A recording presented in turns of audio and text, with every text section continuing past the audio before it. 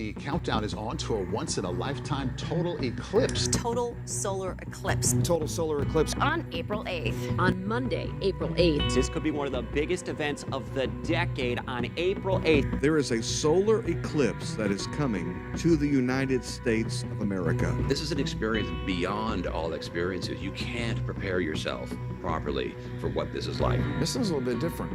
Why is that? Because it goes over 7 cities in the United States that have the same name. What is it? It is the name Nineveh. Are you kidding me? No, I'm not kidding you, friends. Why is everyone talking about April 8th? The truth is, we are just a few days away from witnessing or experiencing what will occur during or after this solar eclipse. Today, let's discuss this matter in an engaging and unique way. The truth is, it might just be a stunning celestial spectacle, something we haven't witnessed in a while. However, the preparations and statements that have emerged are piquing my curiosity. Let's address this today and explore together. I'm looking forward to hearing your perspective and sharing mine and seeing what we can uncover. If you're new to the channel, please click subscribe, tap the bell, and give a like. This helps us stay in the algorithm and assists the platform in recognizing that we appreciate this message, making it ideal for sharing on YouTube. We hope you watch, comment, tell us what you think, and if you like it, give it a like. Your participation is very valuable to us. On April 8, 2024, there will be a total solar eclipse. The moon will cross its path with the sun and fully block its view.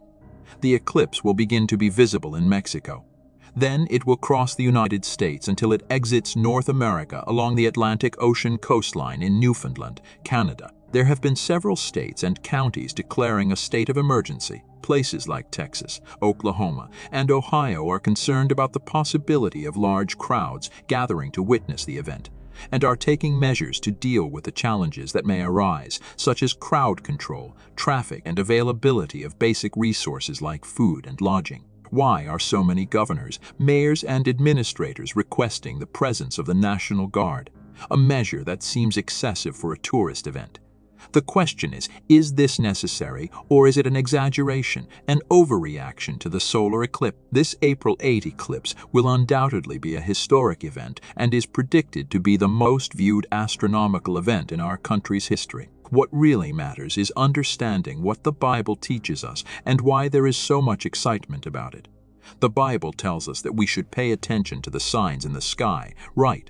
Let's check this out in Genesis 1:14. God said, "Let there be lights in the expanse of the heavens to separate the day from the night, and let them be for signs and for seasons and for days and years." Here we see that the Bible tells us that celestial bodies, such as the sun, moon, stars, and other celestial objects, are to be used as signs.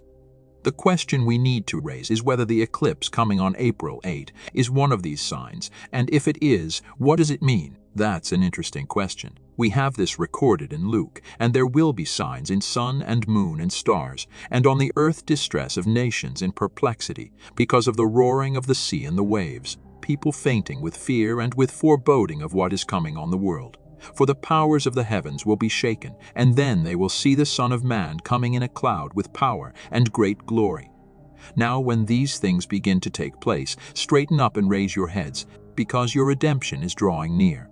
Does this suggest that when we see these signs in the heavens, the coming of Jesus is near? These signs have been occurring for a long time, and I think we should discuss some previous signs before we look more closely at this eclipse to understand if it is part of the prophecy. People are saying that something of judgment magnitude is going to happen.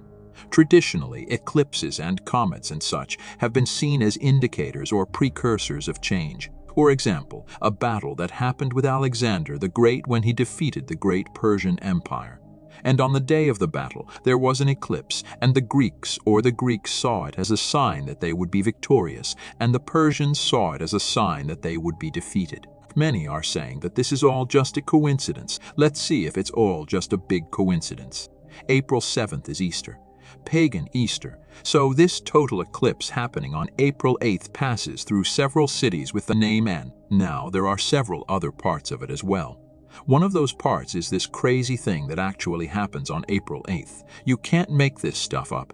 What does this indicate to us? It's the sign of Jonah the prophet. It's the sign that you better repent. It's a sign that the clock is ticking. You've got 40 days. You have 40 days. When we look at other events and signs in the heavens, we realize that they sometimes occur on the same day, in the same year, or even years later. For example, the comet that appeared in 66 AD, mentioned by the historian Josephus, hovered over Jerusalem like a sword announcing its imminent fate, although Jerusalem fell only 3.5 years later. The observation of this comet was interpreted as an omen of what would happen. Another fascinating event is the Battle of Gaugamela in 331 BC. The Bible predicted that this battle would occur and that Alexander the Great would emerge victorious. If we look at Daniel 8, we will clearly see this prediction. The text describes a ram with 2 horns being attacked by a goat with a notable horn. These symbols need to be understood to understand what they represent. Verse 8 mentions that the great horn of the goat is broken, replaced by 4 other notable ones. How can we interpret these symbols? We're tiered mighting these. The good news is that as we continue to explore the scriptures in the same chapter, the Bible provides clear explanations. Just look at what is written here in Daniel 20:21. The ram that you saw with the 2 horns represents the kings of Media and Persia, and in the highlighted area, the goat is the king of Greece. That simplifies things, doesn't it? We no longer need to guess. We have a clear prophecy that there would be a battle and that the king of Greece would defeat the kings of Media and Persia. And on that specific day, there was an eclipse in addition to comets and stars. There is also a prophecy in the book of Numbers, in Numbers 2:17, given by Balaam. The wise men actually used this prophecy to find the Messiah. Look at what's highlighted here. A star shall come out of Jacob. When the star appeared over Judea at the time of Christ's birth, it had a special meaning. It was announcing a great change, wasn't it?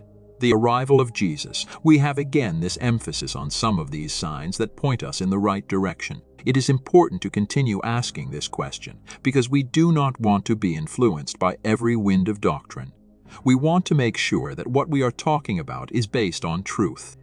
That's why many people are excited about this. They look at the stories in the Bible, the story of Jesus, the events that happened, and understand that these celestial phenomena are important signs. The image we have here is from 66 AD, when the star or comet, well, most experts say it was Halley's Comet, appeared. Now, get ready to be surprised.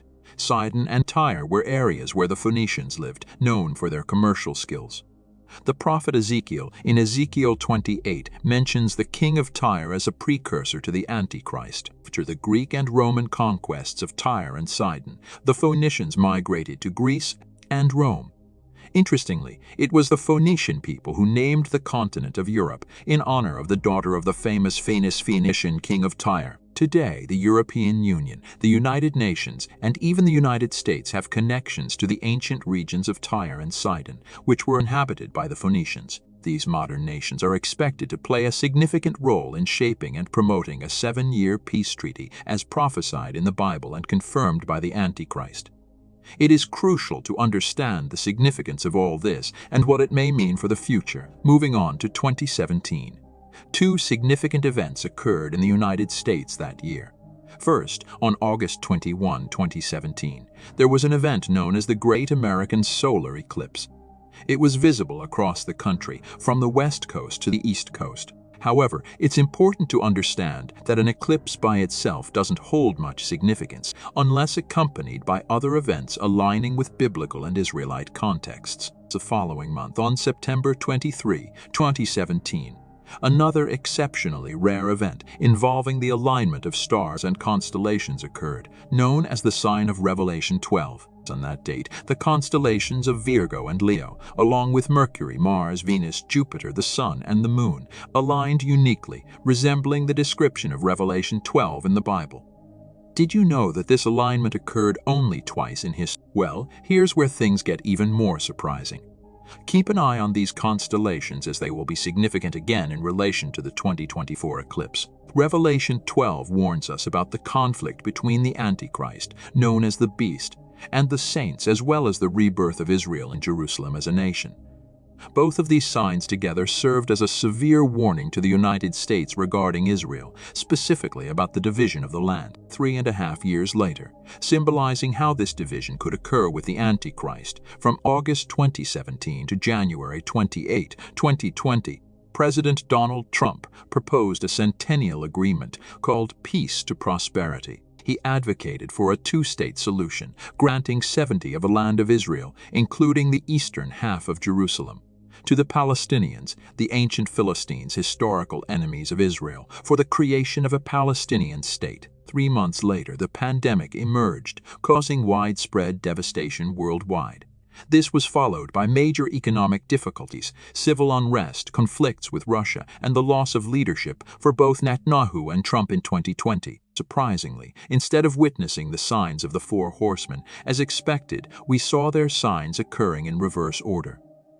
Additionally, as a consequence of these events, we observed the emergence of alliances like Gog and Magog, primarily through the oil nations of OPEC aligned with the BRICS alliances, including China. These alliances are effectively challenging the dominance of the American dollar in trade, leading to significant inflation and the imminent collapse of the banking system in the United States. Surprisingly, all these events were prophesied in the Bible regarding Israel in the last days. Fast forward to April 8, 2024. 7 years after the initial eclipse in August 2017, another eclipse is predicted to occur. This time, it will not only be visible across America, but its path of totality will form a significant X shape across the country. However, unlike the 2017 eclipse, unlike the sign of Revelation 12, this eclipse will only cover the eastern half of the nation and will occur 7 months before the 2024 presidential elections. Interestingly, just like the sign of Revelation 12, the constellation of Leo, symbolizing Judah and Jerusalem, will align with the solar eclipse on April 8, 2024. This constellation is associated with the Lion of Judah. So, what does all this mean in biblical prophecy? The number 7 often symbolizes completeness, indicating the end of a cycle.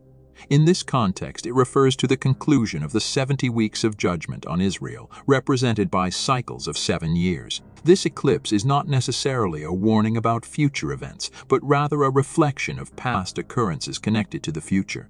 The X-shaped format formed by the eclipse resembles the Hebrew letter Tavi, which symbolizes a seal or mark. This letter is significant, as it is used only twice in the Bible, including in Ezekiel chapter 9, where it represents a protective seal placed on those who mourned for the sins of the first Jewish temple before its destruction by Babylon, and similarly echoes the marking of doorposts during the first Passover in Exodus, foreshadowing the mark of the beast and the protective seal over the 144,000 witnesses during the 7-year tribulation period. Therefore, the Tav mark in the United States signifies both protection and judgment, especially regarding the division of the land of Israel. As we prepare to witness this rare and magnificent manifestation of divine power, we are reminded of the grandeur of the universe created by our Heavenly Father.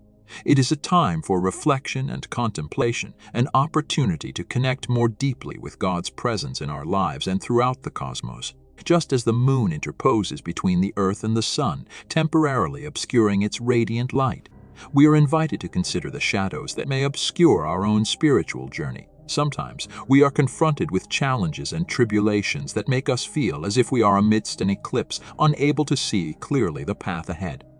However, just as the sun always returns after an eclipse, the light of divine grace shines eternally, even in the darkest moments of our lives. It is during these periods of darkness that we are called to trust in the Lord's promise that He will never forsake us, even when we feel lost or forsaken. May this solar eclipse be more than just an astronomical event for us. May it be a powerful reminder of God's constant presence in our lives, even when the clouds of doubt and fear obscure our vision. May it inspire us to seek divine light in every moment, trusting in the wisdom and infinite love of our Creator. As we prepare to witness this celestial spectacle, I invite you to join in prayer, seeking the guidance and peace that can only come from God. May He grant us clarity of thought, strength of spirit, and courage to face the challenges that may arise in our path. May we seize this unique moment to renew our faith and devotion to the Lord, remembering that just as the sun always emerges triumphant after an eclipse, the light of divine grace always shines upon us, illuminating our path toward salvation. Do you enjoy our content? Then we invite you to subscribe to our channel. With your subscription, we can offer even more interesting videos. And don't forget to click the like button on the videos you enjoy the most.